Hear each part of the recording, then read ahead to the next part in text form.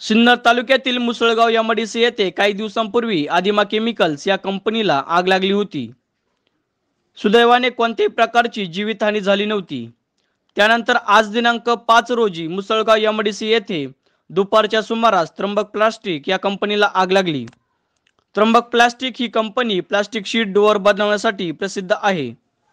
अचानकपणे रॉ मटेरियलला आग लागल्यामुळे प्लास्टिकने पेट घेतला व काही क्षणातच धुराचे लोळ आसपासच्या परिसरात दिसू लागले। कामगारांना आग लागल्याचे कळताच त्यांनी बाहेर पळ काढला। घटनास्थळी मुसळगाव एमआयडीसी पोलीस ठाण्याचे पोलीस निरीक्षक यशवंत बाविस्कर यांनी त्यांच्या कर्मचाऱ्यांसह धाव घेतली। त्याचबरोबर एमआयडीसी अग्निशामक दल व सिन्नर नगरपालिका अग्निशामक दल दाखल होऊन शर्थीचे प्रयत्न करून आग आटोक्यात आणली। सुदैवाने कोणत्याही प्रकारची जीवितहानी झाली नसून आर्थिक नुकसान झाले आहे। अग्निशामक दलाने आग तत्काळ आटोक्यात आणल्यामुळे पुढील अनर्थ टळला।